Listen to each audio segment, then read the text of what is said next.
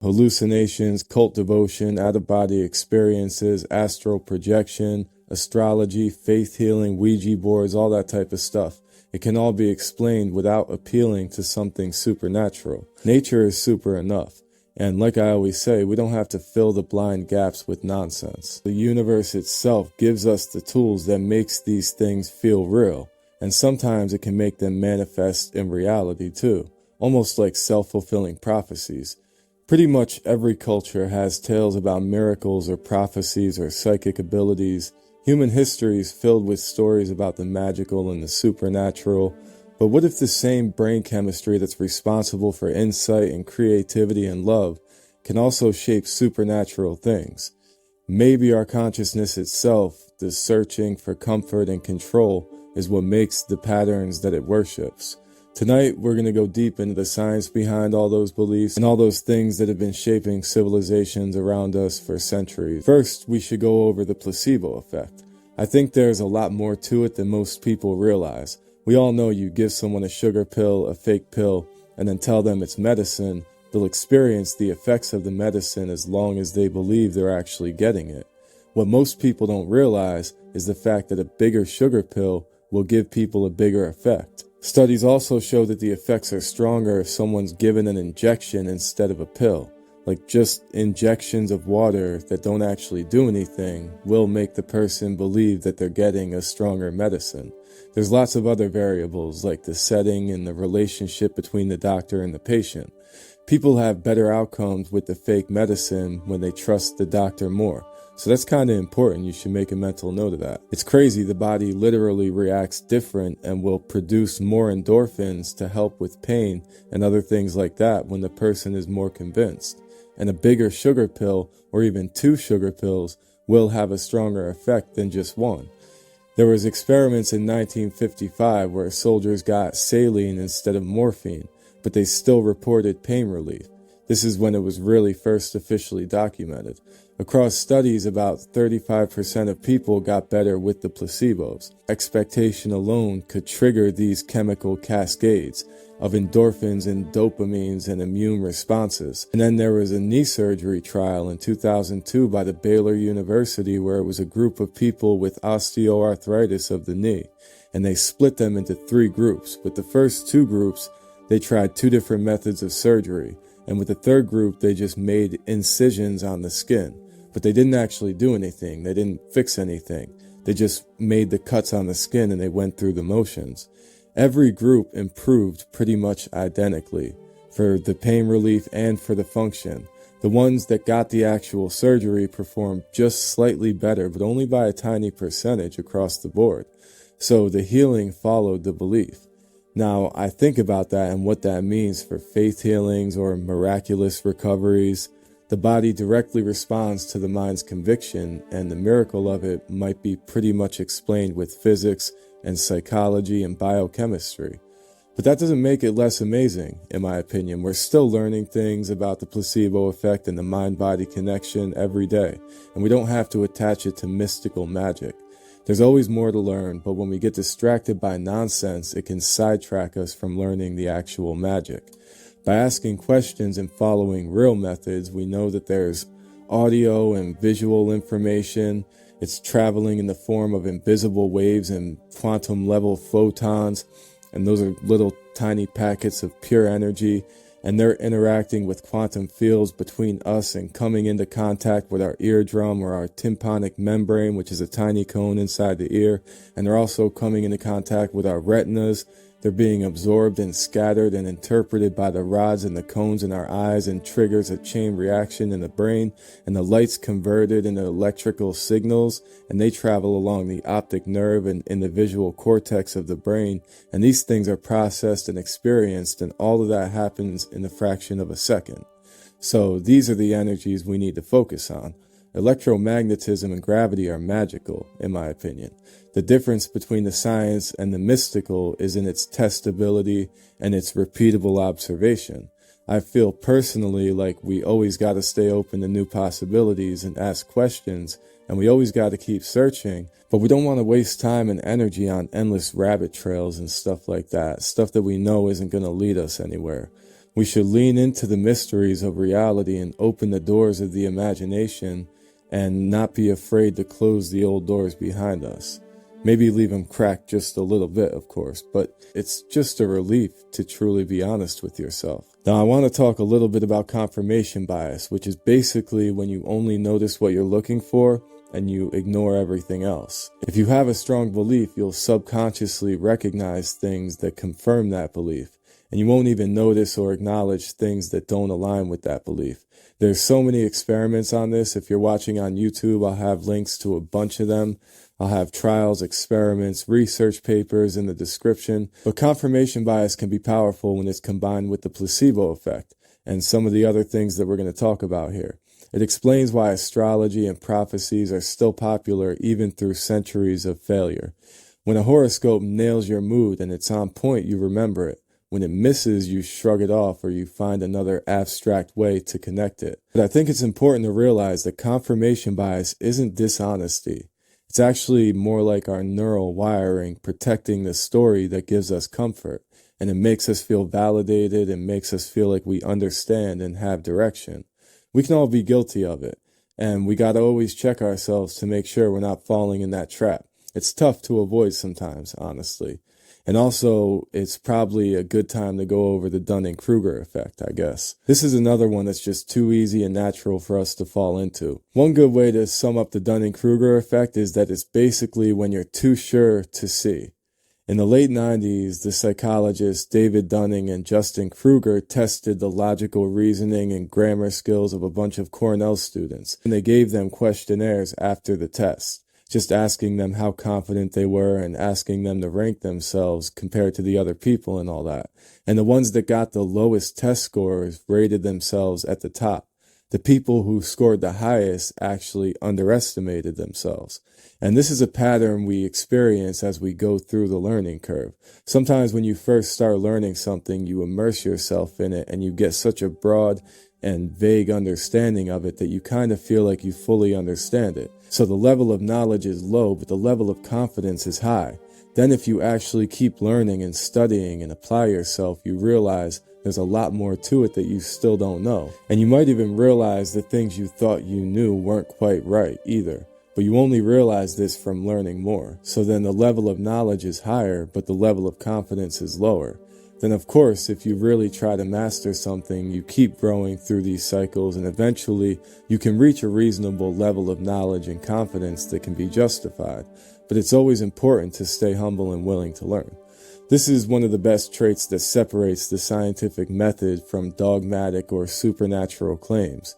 If you insert an imaginary answer that doesn't pass any test, then you can be blinded by that explanation. If you ask questions, test, observe, analyze, follow the evidence, and repeat that process, you'll keep uncovering truths beyond your wildest imagination. If you think you have the answer, it could cut you short. Instead of just filling the gaps with that imagination, the Dunning-Kruger effect is only dangerous when you're not aware of it and you get stuck at that first level of minimal understanding with unreasonable confidence. When you're trapped in that echo chamber and it creates that feedback loop of confirmation bias and placebo comfort or dopamine stimulation. It's pretty much like when people think they know, but they don't know enough to know that they don't know much. Then other people actually do know, but they know enough to know that there's a lot that they still don't know. Someone reads a book or two on palm reading and they think they're going to change your life. Someone watches a couple compelling documentaries and all of a sudden they're an expert on the federal banking system. Then on top of that, these algorithms are designed to feed us whatever we're compelled towards. So now you're seeing conspiracy videos that scratch that same itch. I do sympathize with the conspiracy minded because I've been there and I still love to ask the question, but at some point you gotta say when enough is enough. That cognitive blind spot is what fuels cult leadership and online conspiracy echo chambers, and we got to prevent that. We're going to get into exactly how and why the mind can create and or find meaningful patterns in arbitrary systems, but first it's important to think about how the power of group mentality and tribalism and stuff like that, and how that can feed into all of this. I think most of us understand that humans survive and thrive in groups. Not just humans really, but that's what we're talking about in this case. From families to friends to communities to villages to cities to states, countries, teams, religions, Apple, Android, whatever. We're geared towards that because we understand fundamentally that we need each other. And we need each other to survive and ensure the survival of our future, our offspring, our genes, all of that. This extends to the entire ecosystem and the planet and the cosmos. But that's a different topic. Check out my video on the history of spirit for more of that. What I'm trying to say is that basically sometimes as a result of our ingrained evolution, the human mind can crave belonging more than accuracy. Now let's go over some of my favorite ones here, pareidolia and apophenia. Pareidolia is when the brain reads faces into clouds or stains or, Jesus on toast, Mary on a tree trunk. It's all survival wiring. It's better to mistake a shadow for a predator than the other way around. We are pattern recognition machines, and it's an ingrained survival mechanism for us. We use patterns and consistency for survival. Apophenia extends that pattern making into abstract connections, like seeing a message that's meant for you in random numbers. Then you start linking unrelated events to those numbers, and it can just cascade from there. Pretty much every conspiracy thread board and even news channel these days are examples of mass apophenia. I've messed around with this a lot before, I've been a victim of it, but now I just do it for fun to show people how easy it is, really. Actually, I could try one right now, and you could even try this yourself right now. If you have any type of AI assistant, any chat GPT type of thing, you could try this. It'll make it a lot easier and save you a lot of time. Let's go for it, and you'll see. I gotta switch to the camera on my laptop, though, because the Gemini app is on my phone. But I'll switch right back as soon as I'm done. So this is just going to be a quick demonstration of how easy it is to make connections and find patterns when you're looking for them. Alright, let's see what we can do here with Gemini real quick.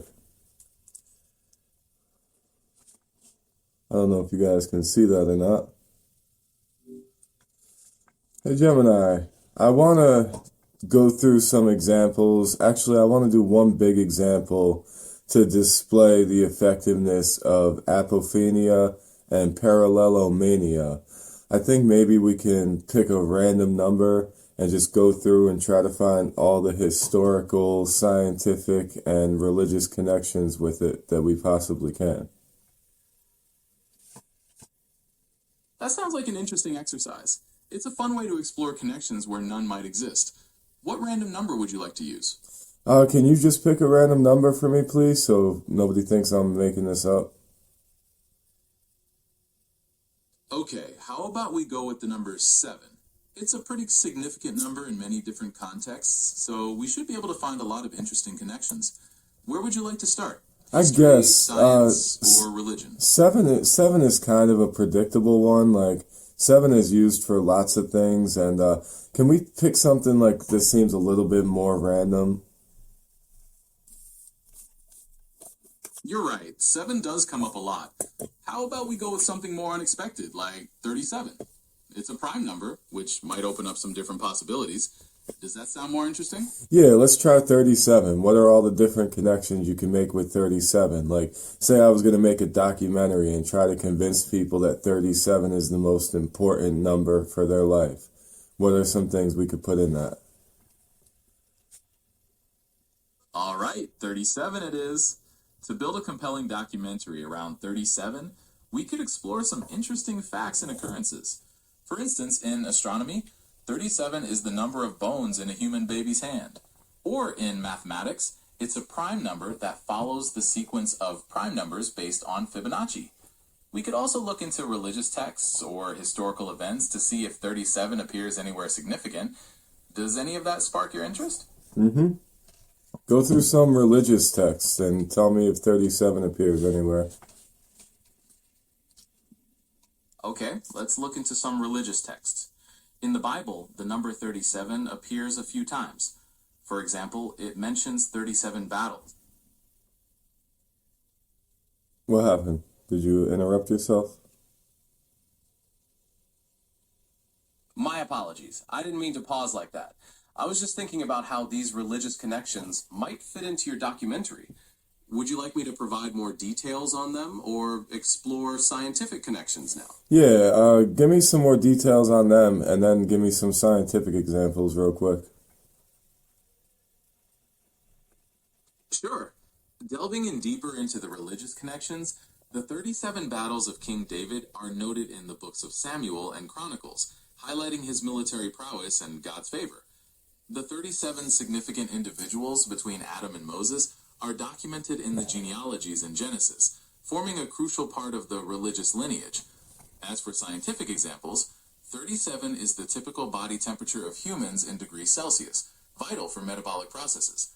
Additionally, 37 is an atomic number of rubidium, a soft metal used in atomic clocks and some lasers.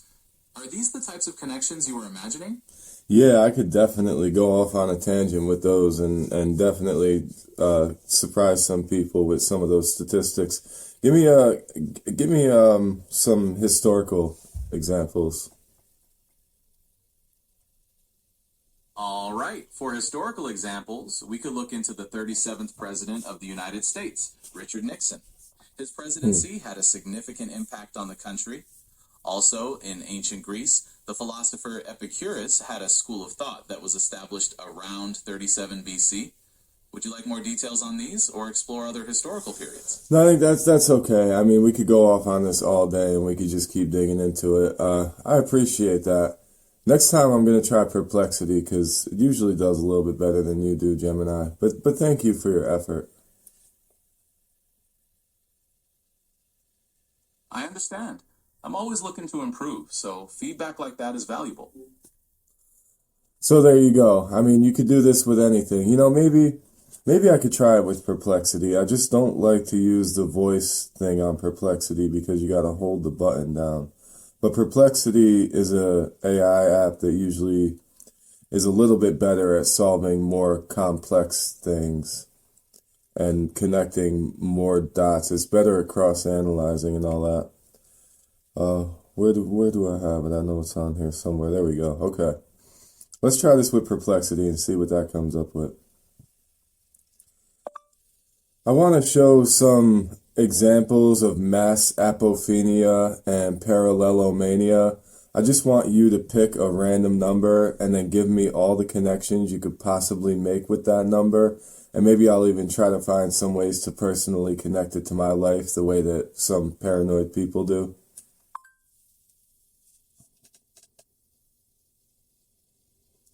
Here is a demonstration of mass apophenia and parallelomania using a random number.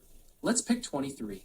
Now let's connect 23 to as many unrelated domains and ideas as possible, mirroring how people with strong pattern-seeking or paranoid mindsets often weave unrelated facts into elaborate, personal, or conspiratorial narratives. Hey, example connections for the number 23, history and culture.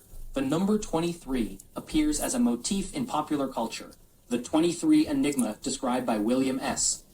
Burroughs, the movie The Number 23 starring Jim Carrey, and is sometimes cited in conspiracy theories for its supposed mystical significance, such as claims that significant world events are tied to the number 23. Oh, sports. Michael Jordan famously wore the number 23 jersey, and fans often attribute his legendary status and various NBA events as proof that 23 is lucky or important. Mathematics. 23 is a prime number, and in numerology is broken down to 2 plus 3 equals 5, a number connected with energy, action, and unpredictability. Science. The human body has 23 pairs of chromosomes, and people sometimes claim that this biological fact links the number to human identity or destiny.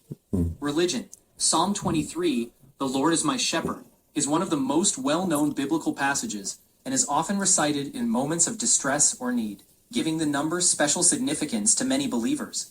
Everyday life. You might see 23 on license plates, receipts, or clocks, such as waking up at 2:30 a.m. or glancing at the clock at exactly 23 minutes past the hour, and interpret these as messages from the universe.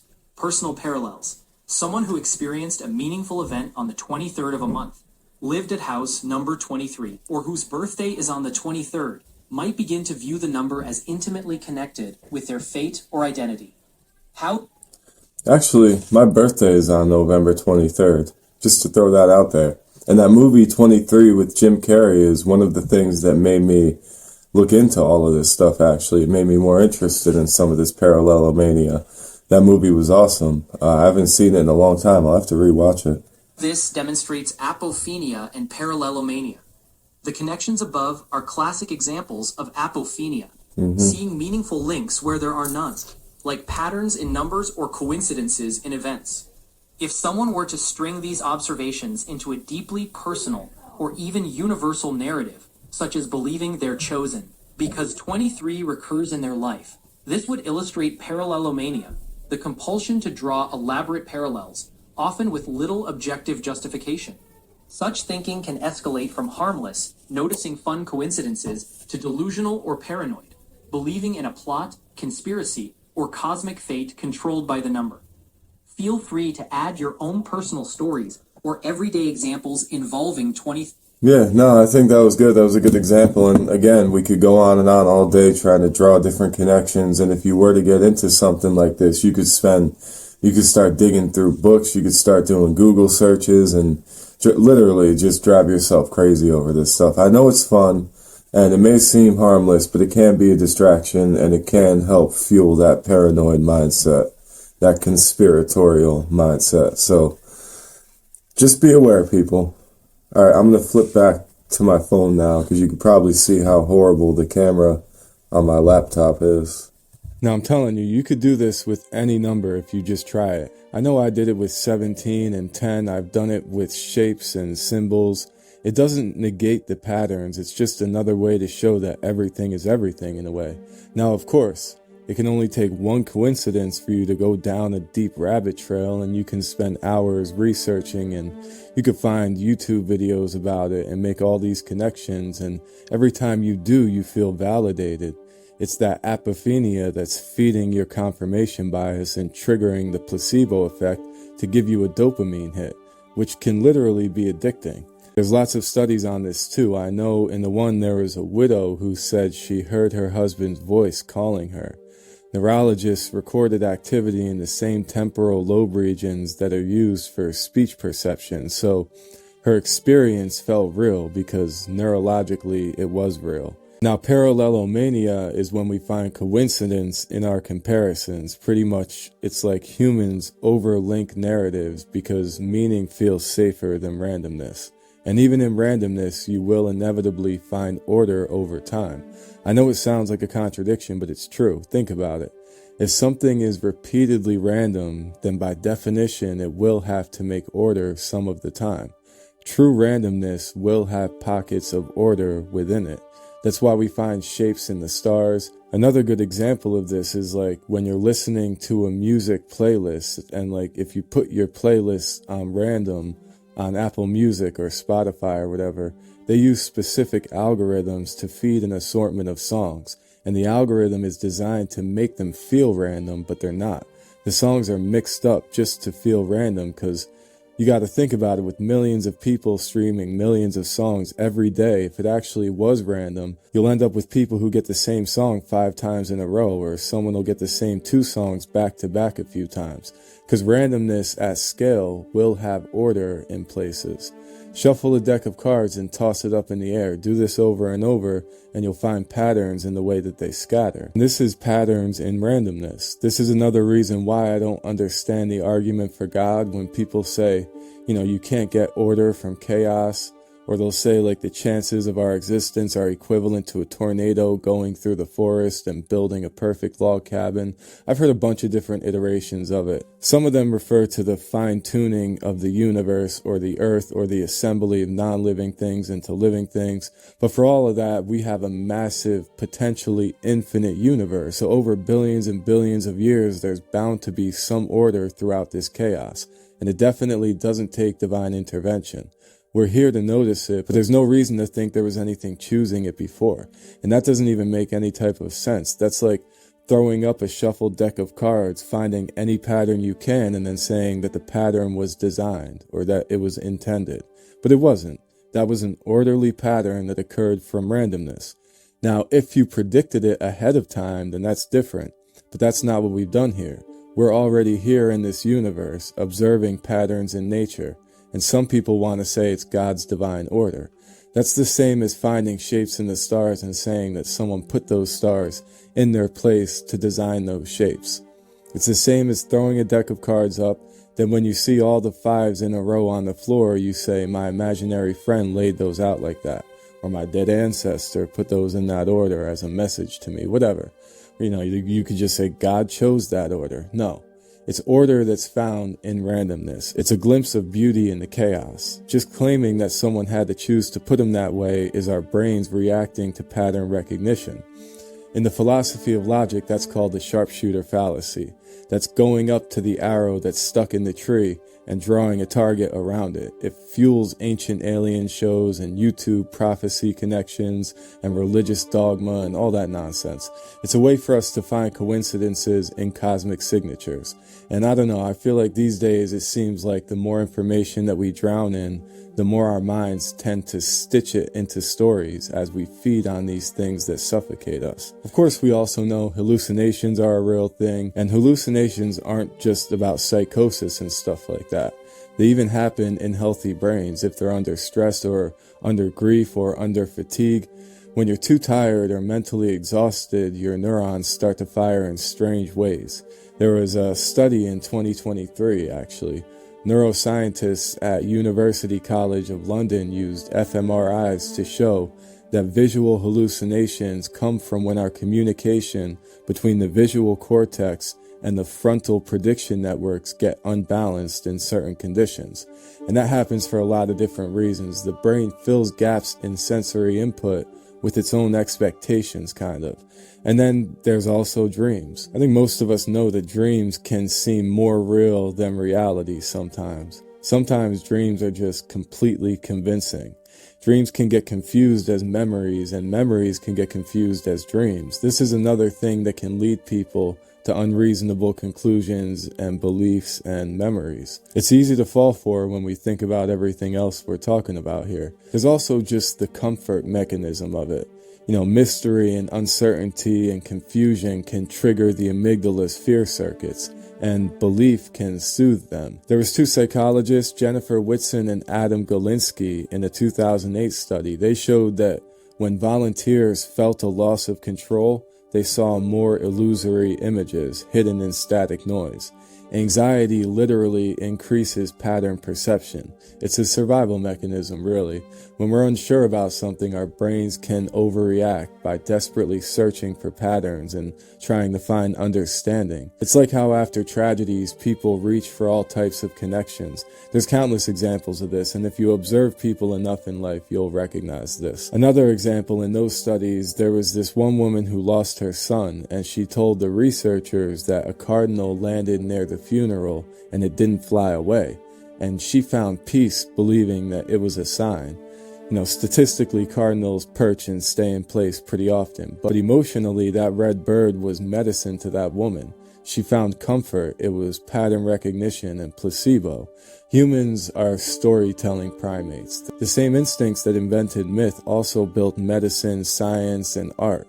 We invent meaning because our hearts can't stand silence. This doesn't make the meaning less significant to me. It actually sheds light on the true significance instead. So think about how a few deep breaths can calm you down, but a bunch of focused, repeated breaths combined with some stretches and some poses, maybe some crystals and mantras, it can make you reach nirvana in your mind.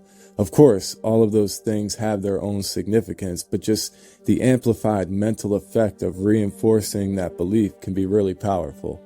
The placebo effect is a lot stronger on people when they're getting 4 sugar pills instead of 1. And this is why petty prayer over Facebook might not seem to do anything, but a deep focused discussion with your God makes you feel empowered. A few kind words from your pastor can be inspiring, but when he's dousing you with holy water, screaming hallelujah, with organs playing, and he smacks you with his jacket, you'll fall on the floor crying, overwhelmed with endorphins and dopamines and serotonin and oxytocin and all those neurochemicals that give you wild experiences. And you'll feel like you're cured of anything in that moment. Are you ready, guys?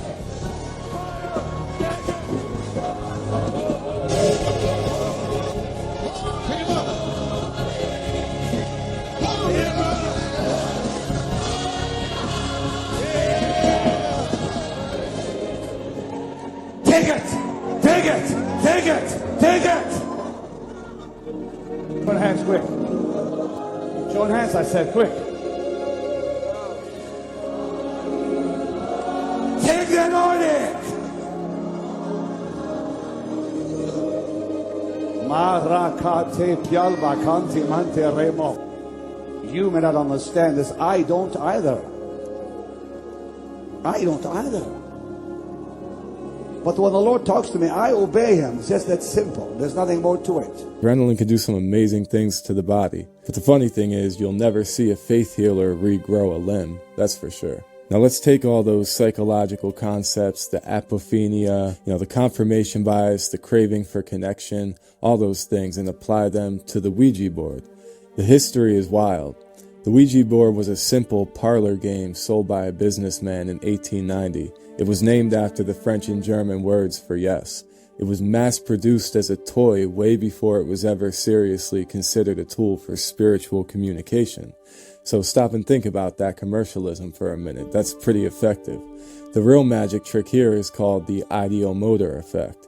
This is the subtle, unconscious movement of muscles directed by expectation. When you and your friends put your fingers on the planchette, you're all expecting it to move. You're all subconsciously looking for some pattern or some message. Your tiny, almost imperceptible muscle twitches drive the movement. And what's important to realize here is that every time people test this with blindfolds on and someone else is watching or they record it, but as everyone that's doing it is blindfolded, they're never able to spell out coherent words. It only works when the people doing it can look at the board. Even if none of them think they're actually moving it, I'm not saying people are always dishonest about it. They're just not aware of the Ideomotor effect.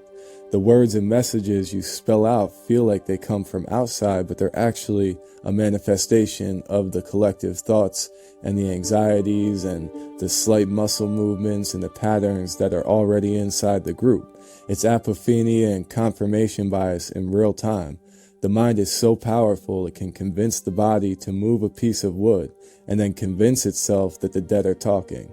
If it goes to one letter, the muscles might slightly subtly move towards what would be the next expected letter, things like that. And that is magic to me, just not the kind that you'd expect. Actually, you could test the Ideomotor effect right now. It's pretty cool. There's a bunch of different ways to try it. I remember even back when I was a kid, we would hold our arms out and then you have someone push on your arms and they tell you to think sad thoughts and your arms seem to get weaker and get pushed down. Then think happy thoughts and your arms raise up. You seem to get stronger. Or they even do it where they have a person hold their arm out. Actually, you could try this right now, really. Just like pick up a weight or a rock or a big book or a gallon of milk. Hold your arm out straight in front of you, and then you can close your eyes and think of a stressful thing or a stressful time in your life. You might feel weaker and your arms should drop at least a little bit. And then think of a good memory or a happy thing in your life and your arms should lift back up, or at least it should feel a little bit stronger and it should feel easier to hold up the weight. Now, of course, I already told you the secret to this trick, so that alone might stop it from working subconsciously. But people have done these tests so many different times in so many different ways. And one thing they do is they'll ask the person to repeat a true statement over and over, something obvious like, I'm wearing a hat right now, whatever. And then they'll ask them to repeat a false statement over and over. As they repeat the false statement, they seem to get weaker. And there's a bunch of different variations. They do it for people with bad allergies or phobias, or they do it with different medicines. Like I saw one here, this guru guy has people with different health issues and they all line up. And he would have them hold a bucket of sand out in front of them. And he would put different crystals on it to help people find the crystal that's meant for them. And when he put a crystal on the bucket that they didn't like, the bucket would drop and feel heavier. And when he would put one on there that they did like, they would feel stronger and the bucket would lift. Now, these types of things are done by charlatans, but it's also been tested repeatedly in controlled environments. Every time they do a blind test, they don't see any difference in a person's strength. It's only from the effect in the person's mind. Now again, don't get me wrong, crystals and gemstones are awesome. I have my own collection. I wear this quartz obsidian necklace 24/7. They're fascinating. They definitely have their own magical aspects. Really, it's the intricacy and symmetrical patterns of the crystalline structure, the piezoelectronic effect, and just the pure beauty of them is wild and amazing to me, but we don't need to get out of hand with it. People exaggerate and fabricate so much extra nonsense sometimes that the real magic actually gets drowned out by the nonsense. You can also see the Ideomotor effect with things like pendulums and dowsing rods. With pendulum dowsing, people will hang a small pendulum from a string, or you can do it even with a ring or anything with some weight to it. Actually, I have a pendulum right over here that I can...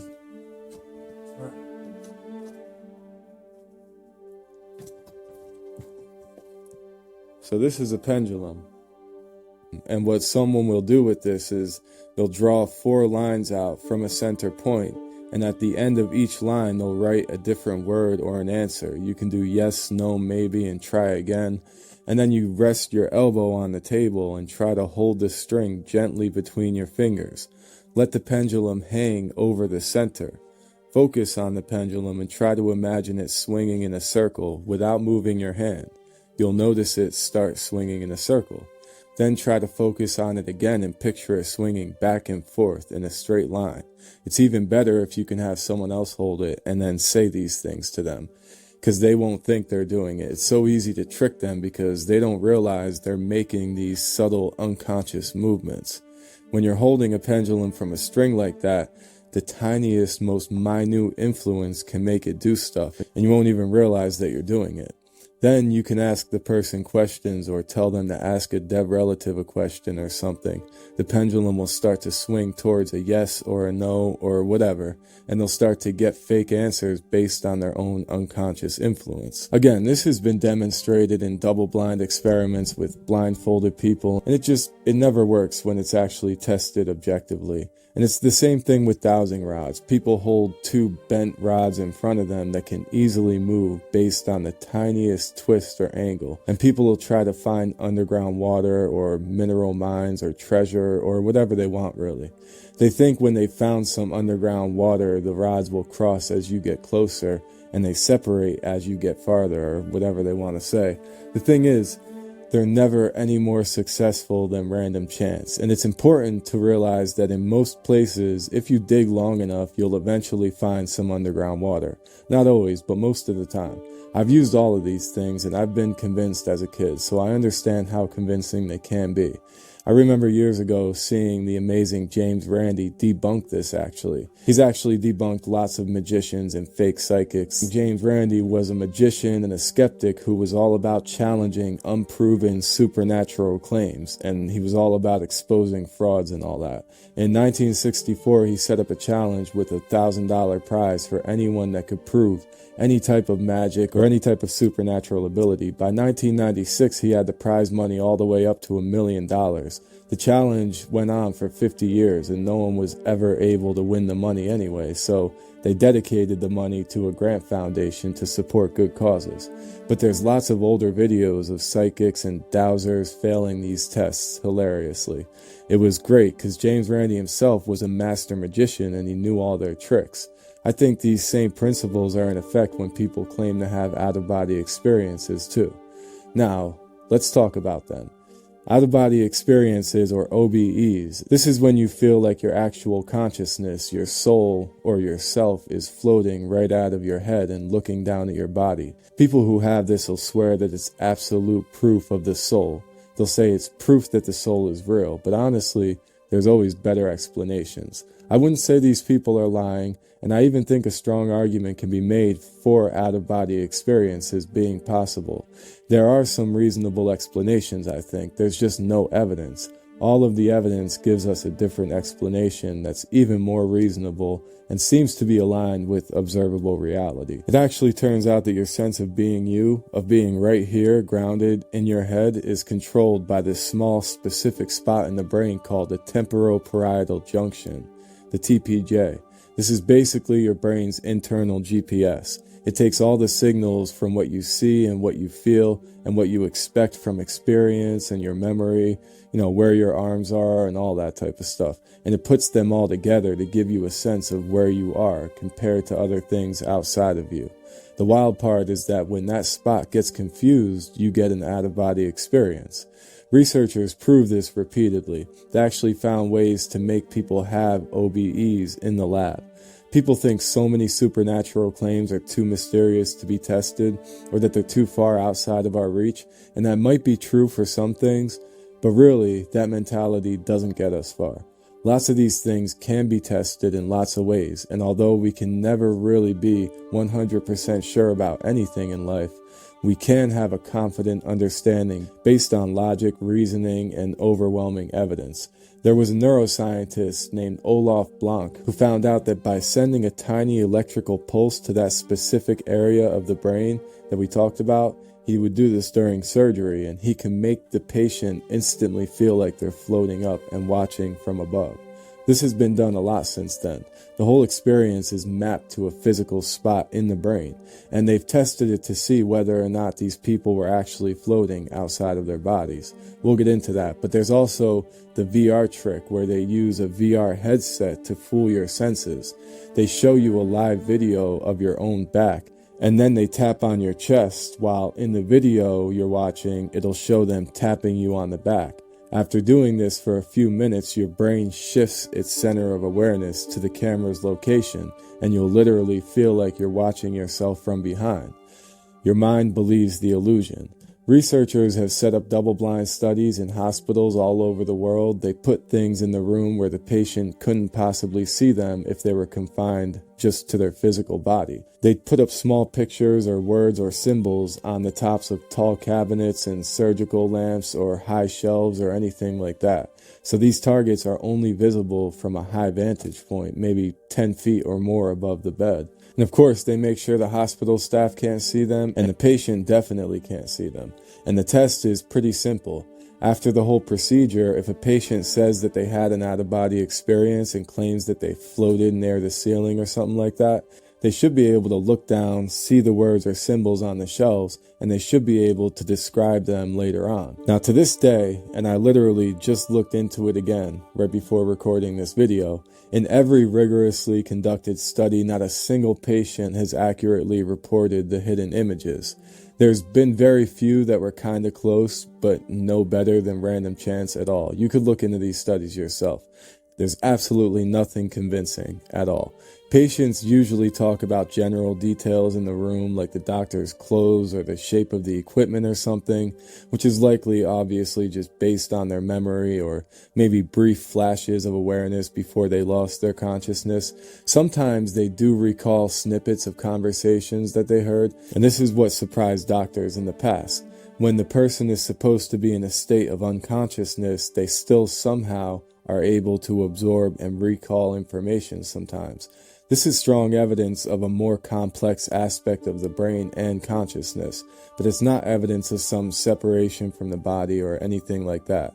When your brain gets snippets and glimpses of things, it can form an entire image and narrative around that. It can seem completely real to you. That's just the brain filling in the blanks, which is what we talked about with hallucination and apophenia. But when it comes to the specific, hidden, verifiable tests, people always fail. Sometimes the patients were aware of the signs or the symbols and were told to look for them, and sometimes they're not told about the test at all. Either way, none of the results are compelling at all, trust me. Now, this doesn't mean the experience wasn't real to the person who had it. It was absolutely real, for sure. But scientifically, this massive body of evidence leads us back to the same place. The out-of-body experience is a strong internal experience that's generated by a distressed or maybe a misfiring brain. It's a high-level internal hallucination.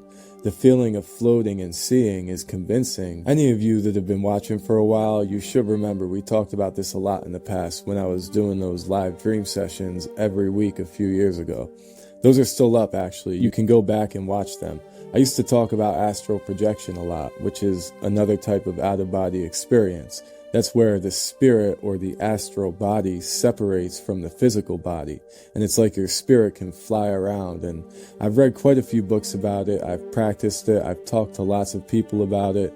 When I was convinced that I was astrally projecting, actually, back in high school, I told a couple people on the school bus before they go to bed to write down a word on a piece of paper and to put it face up on their nightstand.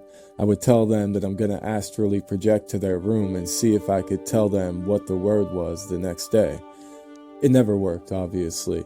I've had some conversations with people who claim to be advanced practitioners of this, and most of them won't even attempt it. Same with remote viewing and all that. Now, to find out years later that these extensive tests have been done, I thought it was interesting. I don't know. I figured I'd have to share it. So some of you might even remember a few years back when I interviewed that guy Theo about his out-of-body experiences and how he shared a dream with someone. He's an awesome guy, and I really enjoyed that conversation, but I still question him about all of it. How did he know he was sharing a dream with someone, you know? Did they both write down the dreams without contacting each other? Did they document it? Did they verify it? I questioned him about his out-of-body experience, too. You know, how did he know it wasn't a powerful, half-conscious dream type of thing and all that stuff? I've questioned other people in interviews about shared dreams and psychic abilities too, but I never got satisfying answers. I appreciate those people and their perspective, and those were all respectful interviews, but I'd be fully willing to debate anyone on any of these topics, because I've been there. Still, to this day, one of my favorite nonfiction books, actually, it's called Astral Projection and the Nature of Reality. I would highly recommend it to anyone. But even here, in my live stream videos for a while now, I've been saying that I'm more convinced people are having powerful dreams when they think that they're having out-of-body experiences. Again, I don't think it's impossible. I could make a strong argument for why they are possible, but there's just no evidence. Mental experiences are not evidence. We only have evidence that they're mental experiences. Still powerful, still fascinating. It still can teach you things and bring you meaning. And of course, we can still keep exploring on both sides. We could still keep the door open to all the possibilities. I'm willing to explore any evidence in any direction, really, but let's not be fully engulfed in the unproven side of it. Let's not be too distracted and blinded by the one aspect of it that has no evidence. I'm not saying that people who are committed to these things are all crazy or unreasonable at all. I mean, there's crazy, unreasonable people in every field, really, but I'm saying miracles, visions, and cosmic coincidences aren't always mistakes. They're not temporary psychotic experiences. More broadly, I kind of think they're more like side effects of our adaptive minds, I would say. They come from the deepest divinity we know, which is the relationship between the mind and the universe itself. I think this is real magic. There's still mystery behind it all, but even if every apparition and prophecy can be traced back to neurons and neurotransmitters, that doesn't kill magic. It just redefines it, kinda. The miracle isn't just out there. It's also inside of every brain that can transform chemistry into comfort and randomness into meaning. If we really want truth and we really want to co-create with reality and understand it, then we got to be honest and open. Because understanding the machinery of belief doesn't make life colder. I personally feel like it can make things more stimulating and more wondrous. So just try to remember these things when you see someone sharing something that you're unsure about. Don't be so skeptical that you can't even understand where they're coming from, and don't be so closed-minded. But at the same time, don't be so open and gullible that you fall for anything. It's really all about balance, and I'm making this video because I know I'm not alone in feeling that. If you feel the same way, let me know. If you disagree, let me know why. You could actually catch me live usually Sunday nights if you want to talk about any of this stuff. Check out my video on the true history of spirit and God if you want sources or citations for anything, or like the experiments or whatever. You'll find them in the description or the comments section depending on where you're watching. And if there's anything else you think I might have missed, let me know.